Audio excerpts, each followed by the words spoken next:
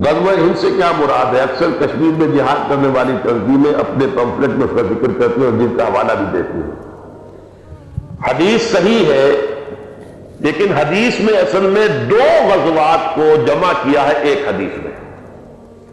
عصابتان من امتی احرزہم اللہ من النار، حضور نے فرمایا میری امت کے دو لشکر، دو گروہ ایسے ہیں جن کو اللہ نے آگ سے بچا لیا ہے، آگ سے گویا کہ چھٹکارا ان کا ہو گیا ہے۔ عصابۃ تغزو الہند، ایک گروہ وہ ہوگا جو ہند پر حملہ کرے گا، وعصابۃ تکون مع عیسیٰ ابن مریم، دوسرا گروہ وہ ہوگا جو عیسیٰ ابن مریم کے ساتھ ہو کر یہودیوں سے اور دجال کے خلاف جنگ کرے گا۔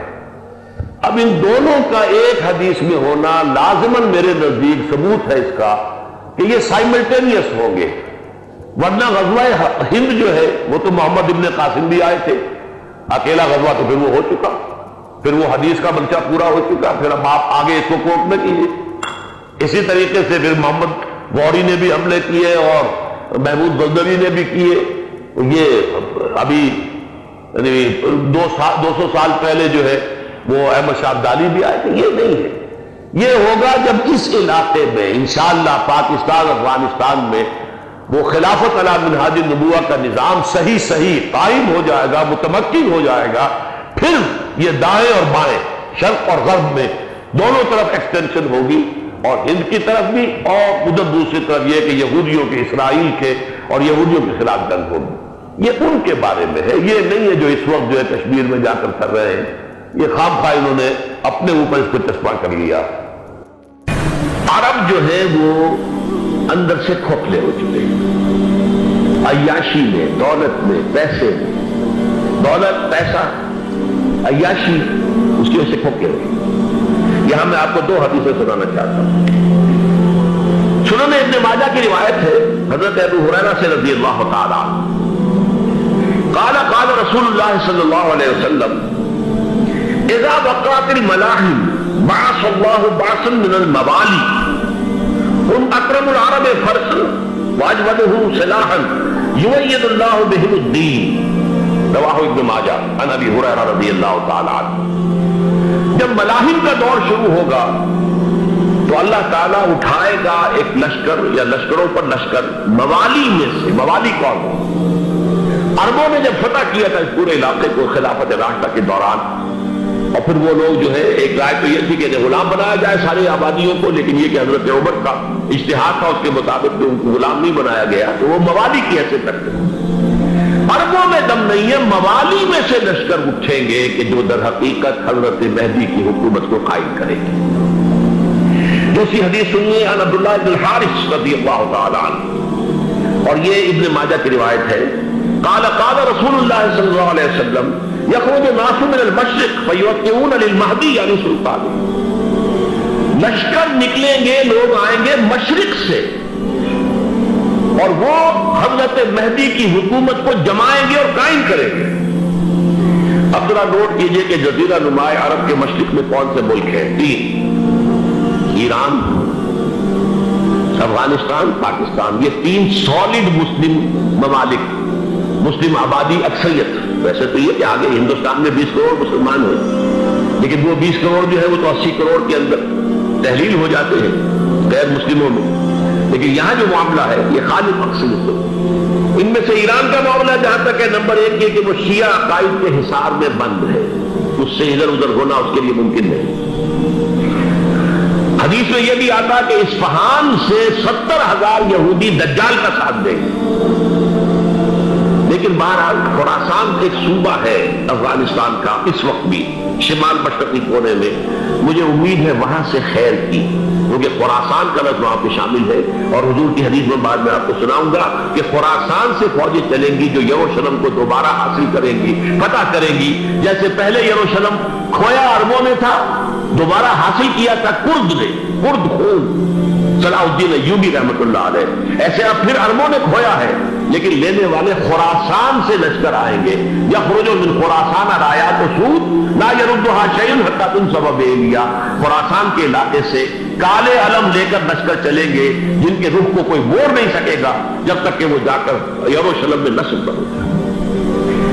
اس کے بعد نام آتا ہے پاکستان کا. یہ ہے میری اور آپ کی داستان، اور یہ ہے سبب جس کی وجہ سے کہ میں آپ سے یہ گفتگو کر رہا ہوں. اصل میں تو اس لیے محض ایک علمی استفادہ، محض اپنی بعض آراء کو ظاہر کرنے کا شوق نہیں، بلکہ یہ کہ اپنی ذمہ داری ہم پہچانے کہ ہم کس مقام پر کھڑے ہیں. دیکھیے، اس پاکستان کے بارے میں یا ہندوستان کے بارے میں علامہ اقبال نے کہا تھا اپنے ترانہ ملی میں، میرے عرب کو آئی ٹھنڈی ہوا جہاں سے، میرا وطن وہی ہے، میرا وطن وہی ہے. اور مجھے بتایا گیا کہ سنن ابی داؤد میں یہ روایت موجود ہے کہ حضور نے فرمایا کہ ہندوستان کی طرف سے مجھے ٹھنڈی ہوا آتی، اگرچہ مجھے وہ حدیث ابھی نہیں ملی ہے، لیکن حزب التحریر کا ایک کارڈ مجھے ملا تھا، تو اس میں اس حدیث کا اور اس میں ابن داؤد ابو داؤد کے روایت کا حوالہ موجود تھا. لیکن میں جو چیز آپ کو بتا چکا ہوں وہ یہ کہ الف ثانی کا پورا تجدیدی کارنامہ اس ہندوستان کی سرزمین میں ہوا. مجدد الف ثانی شیخ احمد سرندی، شاہ ولی اللہ دہلوی، سید احمد بریلوی، وہ تو ہمارے پاکستان میں آ کر جو ہے ان کا خون جذب ہوا ارض پاکستان میں. پھر شیخ الہند مولانا محمود حسن. تحریک خلافت چلی تو صرف ہندوستان میں چلی اور کہیں نہیں چلی. آزادی کی تحریک چلی پوری دنیا میں، وہ نیشنلزم کی بنیاد پر چلی، ملے نیشنلزم، عرب نیشنلزم، ٹرک نیشنلزم. ہمارے میں چلی تو اسلام کے نام پر پاکستان کا مطلب کیا، لا الہ الا اللہ. پھر پاکستان قائم ہوا معجزے کے طور پر، بلکہ نازل ہوا ہے لیلۃ القدر میں، انا انزلناہ فی لیلۃ القدر. جیسے قرآن نازل ہوا لیلۃ القدر میں، یہ پاکستان بھی نازل ہوا لیلۃ القدر میں. اس کا برقرار رہنا ابھی تک معجزہ ہے. ہندو یہ سمجھتا تھا، کانگریس سمجھتے تھے کہ جھٹپٹ ختم ہو جائے. پھر یہ کہ اس کا قرارداد مقاصد کا پاس ہو جانا، مزید بھی اور اضافی دفعات دستور میں آ جانا، اب کمرشل انٹرسٹ کو ربا قرار دے کر حرام قرار دینا، یہ سارے لینڈ مارکس ہیں کہ جو اشارہ کر رہے ہیں کسی چیز کی طرف، معاملہ کدھر جا رہا ہے. پھر یہ کہ یہ جو 14ویں صدی کے مجدد تھے شیخ الہند، اس کے بعد سے کچھ ایسی شخصیتیں عظیم پیدا ہوئی ہیں ہند میں، جن کو میں سمجھتا ہوں کہ 14ویں صدی کے مجدد اور 15ویں صدی کے مجدد کے درمیان، یہ 15ویں صدی کے مجدد کی راہ کو سیدھا کرنے والے، جیسے کہ حضرت یحییٰ نے کہا تھا میں تو آنے والے کا راستہ سیدھا کر رہا ہوں حضرت عیسیٰ کے لیے، ایسے ہی 15ویں صدی کے لیے امام مہدی کے لیے راستہ صاف کرنے والے سب سے پہلے علامہ اقبال، جنہوں نے اسلام کا تصور دین کی حیثیت سے دوبارہ زندہ کیا ہے، ورنہ اسلام ایک مذہب کی شکل اختیار کر چکا تھا. پھر مولانا مودودی، مولانا ابوالکلام آزاد حکومت الہیہ کے نعرے کے ساتھ میدان میں آئے. یہ اقبال نے جو تصور پیش کیا تھا اس پر عملی جدوجہد کے لیے حزب اللہ قائم ہوئی. نوٹ کر لیجیے 11 برس کا فرق ہے عمر کا علامہ اقبال کے اور ابوالکلام کے. اور 1913 میں جب حزب اللہ قائم کی ہے اس وقت علامہ اقبال کی ملی شاعری اپنے عروج کو پہنچ چکی. پھر یہ کہ علامہ اقبال کے بعد تعبیر جو ہے اس کام کی وہ ابوالکلام نے کی، لیکن روایتی علماء کی شدید مخالفت کی وجہ سے وہ بدل ہو کر چھوڑ گئے، کانگریس میں شامل ہو گئے. بساط جو ہے حزب اللہ کی انہوں نے لپیٹ دی. پھر مولانا مودودی آئے، انہوں نے وہ ڈور جو ہے اس کا سرا تھاما، جماعت اسلامی قائم کی حکومت الہیہ ہی کے قیام کے لیے. اگرچہ میرے نزدیک یہ کہ وہ انتخابی اور ایک قومی سیاست کی ایک جماعت بن کر پاکستان میں جو ہے دلدل میں پھنس گئی ہے. اب ہم اس کی کوشش کر رہے ہیں تنظیم اسلامی اور یہ تحریک خلافت جس کے تحت یہ جلسہ ہو رہا ہے. یہ ساری چیزیں وہ ہیں کہ آپ کو سوائے پاکستان کے اور کہیں نہیں ملے گی پوری دنیا. معلوم ہوتا ہے کہ پاکستان کو بہت بڑا رول پلے کرنا ہے اس میں. اور اس کے ساتھ اب جمع کر لیجئے افغانستان کی عمارت افغانستان، اسلامی عمارت افغانستان قائم ہو چکی ہے. یہ پچھلے 20 سالوں میں جو کچھ وہاں ہوتا رہا ہے اس سے پہلے تصور نہیں ہو سکتا. کابل جو ہے وہ تو جیسے پیرس کا تمدن تھا ویسے کابل کا تھا، وہی لباس، وہی اسکرٹس. یہاں جب آئے تھے شاہ ساحل ظاہر شاہ سرکاری دورے پر تو ان کی جو ملکہ صاحبہ تھی ان کے ساتھ اسکرٹ میں ملبوس تھی. کابل جو ہے وہ بالکل ایک پیرس کی طرح کا شہر تھا. آج کابل جو ہے جا کر دیکھیے، علامہ اقبال کے فرزند بھی دیکھ کر آئے ہیں. تو اگرچہ وہ خود میں سمجھتا ہوں کہ خاصے انہیں آپ لبرل کہیں، آزاد خیال کہیں، لیکن اس درجے متاثر ہو کر آئے تھے کہ انہوں نے یہ کہا افغانستان میں جو میں نے حالات دیکھے ہیں کہ اگر 2-4 اور مسلمان ملکوں کے اندر یہ نظام قائم ہو جائے تو پوری دنیا مسلمان ہو جائے گی. یہ سب کچھ کیسے ہو رہا ہے؟ یہ آنے والے دور کی جھلکیاں ہیں.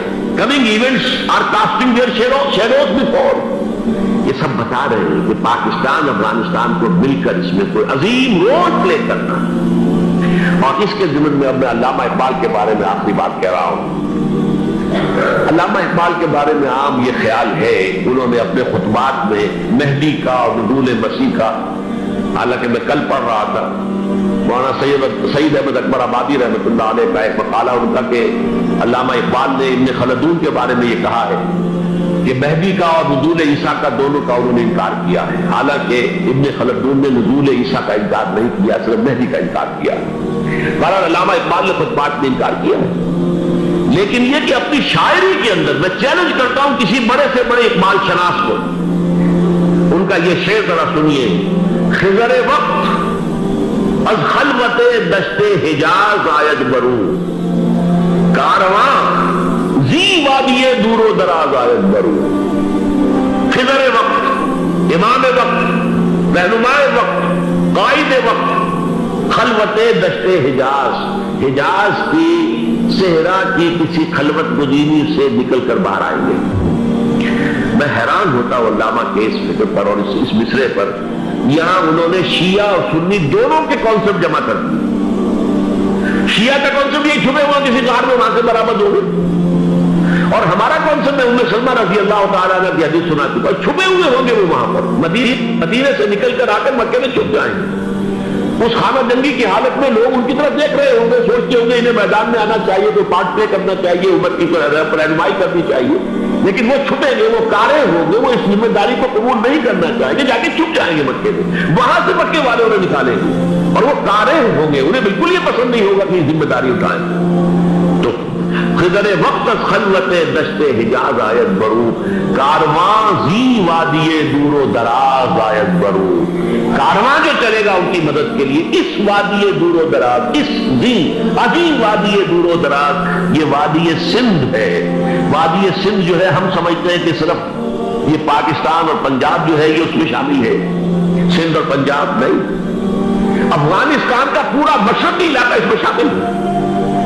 جیسے دریائے جیلم سندھ میں جا رہا ہے، جیسے دریائے گلگت سندھ میں آ کر ملتا ہے، جیسے دریائے چناب اور راوی اور جیلم اور یہ سب جا رہے ہیں اور آ رہے ہیں، اسی طرح دریائے کابل کہاں سے آ رہا ہے، دریائے گومل کہاں سے آ رہا ہے، توسی کہاں سے آ رہا ہے، یہ سارا جو ہے ڈرین جو ہو رہا ہے، ایسٹرن جو ہے پارٹ آف افغانستان، یہ سب وادی ہے۔ اس وادی کے یہ دو حصے، ایک حصہ جو ہے یہ ادھر پاکستان میں ہے اور اسی وادی کا دوسرا حصہ جو ہے افغانستان میں ہے۔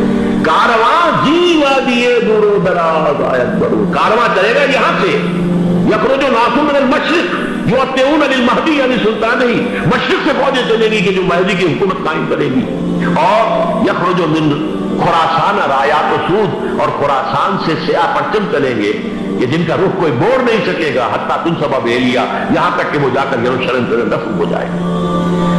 حضرات میں ایک میری گفتگو کا حصہ باقی تھا لیکن میں اسے چھوڑ رہا ہوں، اس لیے کہ گلوبلائزیشن جو اس کی ہوگی، جو خلافت علی منہاج النبوہ کی تجدید کامل حضرت مہدی کے ہاتھوں عرب میں ہوگی، اس سے پہلے اس کے لیے محنت کوشش جدوجہد پاکستان اور افغانستان میں ہو چکی ہوگی جو اسے سپورٹ کرے گی اور وہاں جا کر حکومت قائم کرے گی۔